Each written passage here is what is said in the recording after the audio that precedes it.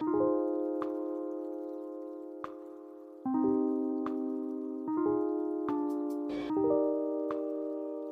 back to the Indiewood Podcast, a podcast about making independent film and the many hats that filmmakers have to wear in order to make those films. My name is Yaroslav. I'm a writer, director, cinematographer, editor. I have many hats, and I've done pretty much everything under the sun, whether I've wanted to or not. With me, I have the wonderful, the talented Jamie Parslow. Hello. Who's also a multi-hyphenate, who's also a director, also a writer, also a cinematographer, but he's also a producer. And he's done a lot of those things quite extensively and won awards for doing those things. Yeah. At a myriad of film festivals. And so I've been really happy to chat with him the last month.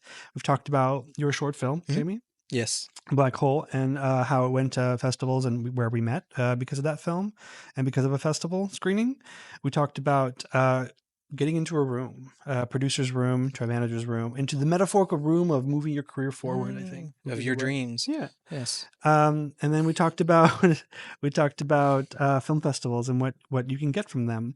And the one thing I wanted to end on, what I wanted to end this series on, is a conversation we had a couple years ago. And it always stuck with me because we fundamentally disagreed on how a film should end. I love this.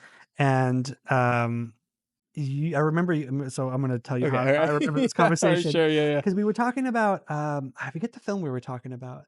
And we both watched it, and I said, "Man, I don't like the movie because it ended very ambiguously. Like, I don't like a movie that is so open ended that like looks at the audience and goes, 'What do you think happens?'" And I'm like, "I don't know. You tell me. I'm here to watch a movie." And I said this to you, and you go, "No, man, I love that." Yeah, I love it so much. So I want why Yeah. why could you give me a little bit more philosophy Sure. of why you like that kind of ambiguity in the ending? I think of your I movies? love. I know exactly what movie we were referencing What movie to, was and it? I can't say it. It's because I'll get burned alive at the stake. Can we bleep it? So what it is there, and I have this conversation a lot with other friends. We were talking about a movie and probably a few movies by the same person. Okay. Who, That's in right. my opinion, I remember now. Yeah. Okay. answers all of the questions that he presents in his films, and I hate it. I hate when you ask a question in a movie and then you go, "What could be the answer?" It's this answer. I gave you the answer, and that irritates me. Okay. That irritates me a lot because.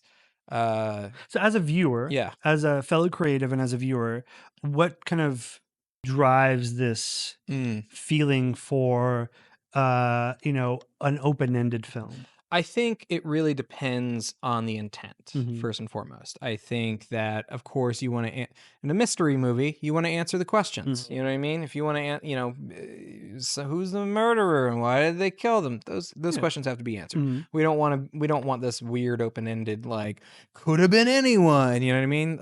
Unless you do it in a really intelligent way. Well, that was the thing about horror movies in the 90s and early aughts. It was like, and they're dead, right? And then someone in the shadows go like, ta-dun. And it's not really, that's like, you don't, I think the difference that we're talking about is a philosophical ending versus sort of like a schlocky ending, I guess, the best way to put it. Yeah. Because like 2001: A Space Odyssey is my favorite movie of all time. And that was a very ambiguous ending. Yeah. And I've been watching that movie since I was probably 7 or 8 years old. I've probably seen it something like 30 or 40 times in my life.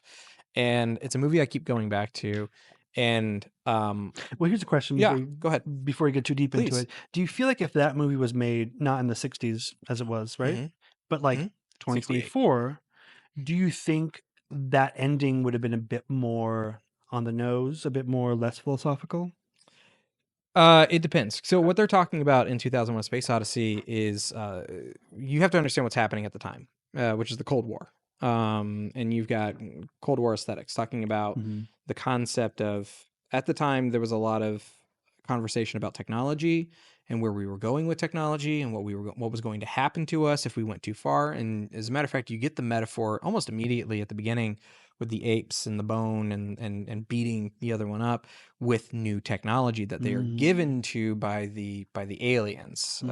Spoiler alert, if you haven't seen this movie, it's been like 50 some odd years, almost 60 actually. But you get this immediate metaphor about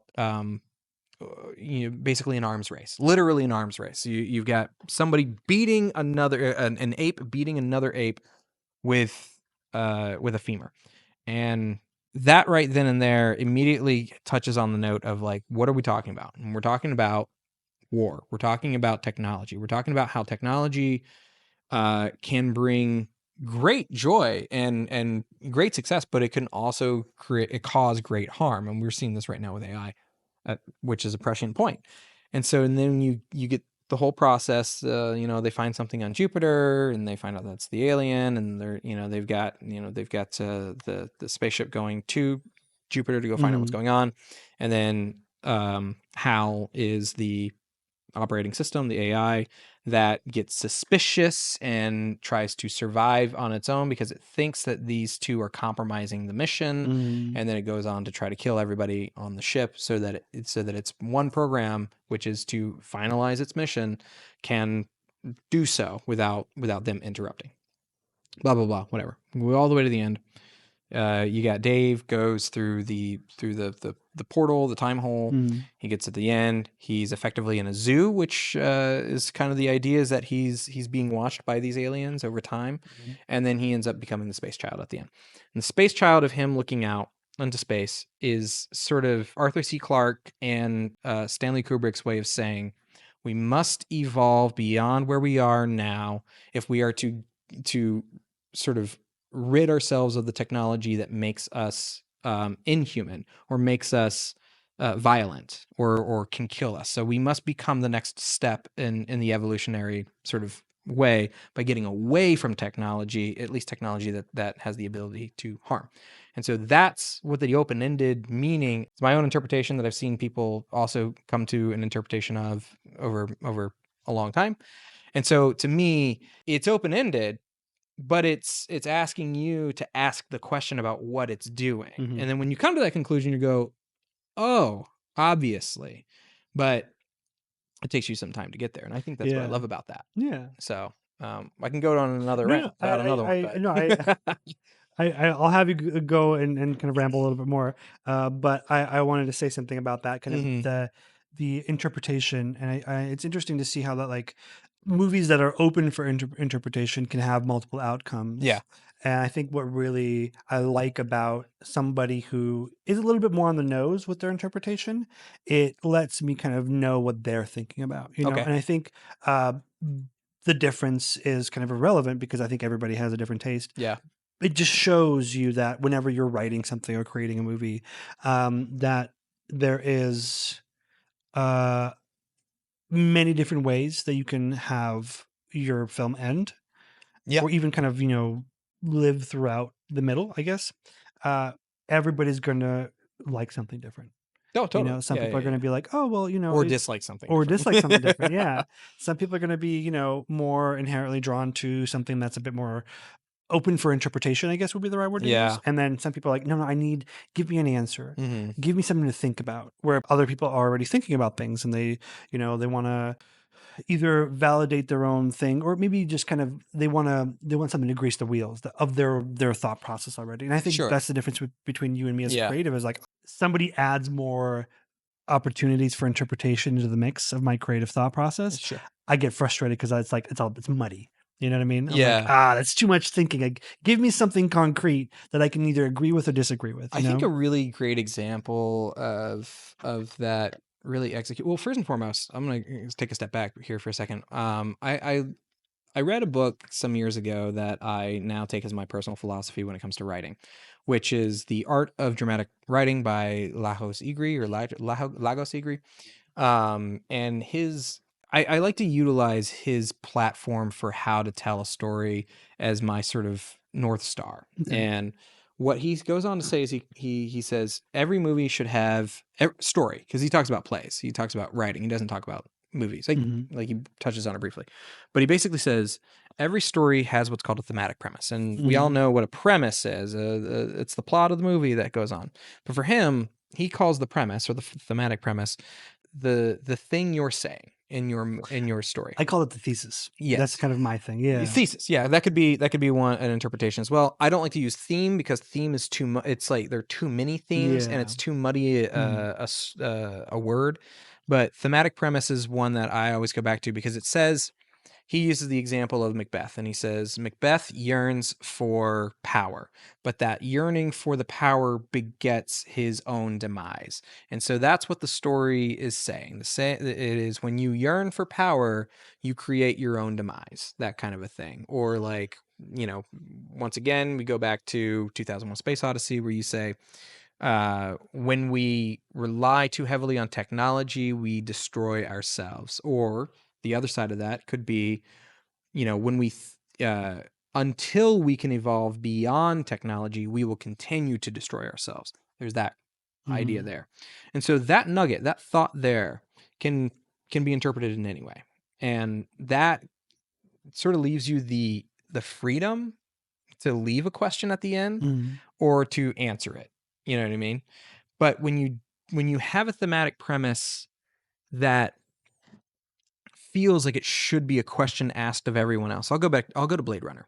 Yeah, Blade Runner is really interesting to me because the original Blade Runner leaves a question at the end, a philosophical question, a technological question, a moral question, leaves a lot of questions out there. But the main question that it asks is, are you who you say you are? Are you a product of your own device, or are you a product of your environment? You know what I mean? That's a really cool thematic premise to leave at. And it ends semi-ambiguously, and depending on which version of the cut you watch. I like the director's cut. I think it's the best version of it for me personally, and it's less ambiguous, but it is still ambiguous. You get the unicorn and the origami and them driving off in the woods and stuff, and you go, oh, maybe we've answered it whether or not Deckard is a replicant or not. Then you go to Blade Runner 2049, and this is the movie that I think maybe sparked this conversation, where you have a question, which is K a replicant, right? And the creative team behind it say, well, who cares? Yes, he is. That's the end of that comment. Like, we're going to bring the question up, but we're going to immediately answer it at some point in time. There will be no interpretation of the question.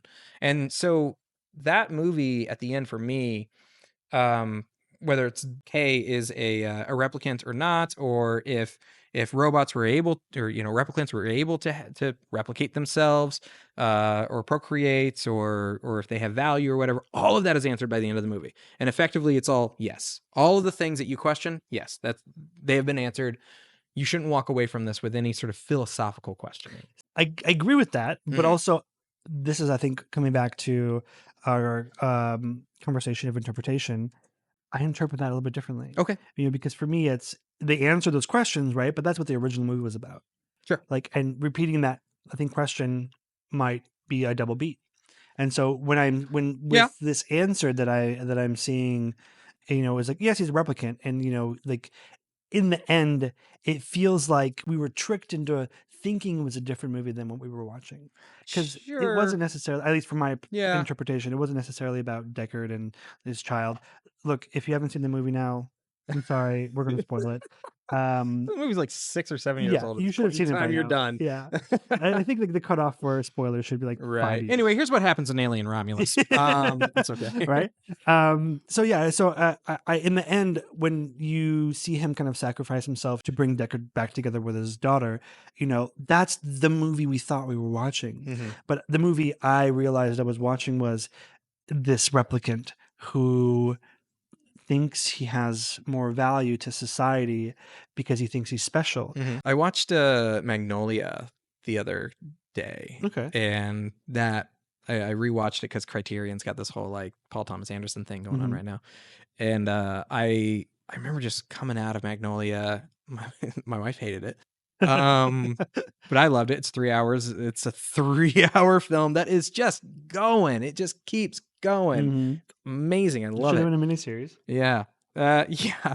But I think that one lands on a semi-ambiguous ending as well. But I think part of the ending comes down to the question of like, are we interconnected, and do what's the word I'm looking for? Does happenstance actually happen. You know what I mean? I think that's a really cool. I'm not saying that that's a philosophical way to like end a question. I'm sure there's much more to it than I'm thinking about. I'm only really sort of processing it again for the first time in like 15 years. But I think that ambiguous ending was cool. Another ambiguous ending I think we should give more credit to is Inception. Inception's really interesting. Yeah. Because I think it's ambiguous, right? But what's the ending? Yeah. You know what I mean? Everybody goes, "Oh, the does the thing fall or does it not fall?" Do you feel like that's actually philosophical or just a gimmick to get people talking? I don't think it's philosophical in like the grand. Well, it is. It is and it isn't. It's not. It's like shallow philosophy. You know what I mean? Yeah. But the question like, is, it's irrelevant if it does or doesn't. You know, he's that's happy. right. Yeah. It's like all he wanted to do, all Cobb ever wanted to do was just get back to his kids. He didn't care which way he did it. He doesn't care if it's real or not. He just wants to get back to his kids in some capacity, and he does. And whatever that reality is all the reality he needs. He could spend eternity in his own dream with his kids as they grow up, and then he's got to wake up again and then maybe be with his kids again. Who knows? Yeah. Or that is the final but he gets to spend that time with those kids final. That's a lot to unpack for a character. Yeah, because you know they're not real if they are a dream. Yeah. You know what I mean? And so like, is he? I don't know. That's a conversation for doesn't matter. You know? Yeah. I will kind of give a movie that I really like, and we've talked about it on this pod on the series Monsters. So nope, haven't seen it. So I'm going to spoil it for you and everybody else. Yes. If you haven't seen it, too bad. It's been more than 5 years. Yeah, it's been more than 5 years. So it's a movie that Gareth Edwards did about a photographer who is tasked with bringing his boss's daughter home. Okay. And this is in the landscape of an alien invasion, kind of. Yeah. Because a satellite with alien bacteria falls into Mexico, and that bacteria spreads, and it just creates new life. Right. Yeah. So in Mexico, between like Texas and I think Mexico City, you have this quarantine zone of alien life. It's not malicious, but it's just taking over the world. Is. Yeah, it's spreading. Yeah. And so people are freaking out. The military's trying to like blow these alien whales for lack of a better word, like out of the sky. They kind of float. Yeah. And so this guy who's a photojournalist, he's like, I want to take a photo. I want to journalize this moment. And his boss is like, cool, I can do that. You got to get my daughter home. And the daughter is like, trying to save the world. Right? And so she gets hurt during a whatever. And so he's tasked with bringing her home. There are certain parts where like they get on a boat or try to get on a boat. There's no tickets. And it feels very much like a refugee story, Yeah.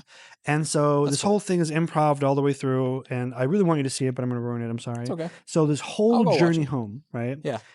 They have to go through the quarantine zone, and they get to Texas, and they realize that the wall that's been kind of holding these aliens back has fallen. Now Texas is overrun, and Gareth Edwards actually shot right after like a whole big hurricane took out a couple towns in Texas. So he just went there and shot, and it looks amazing because it's a destroyed town after a hurricane.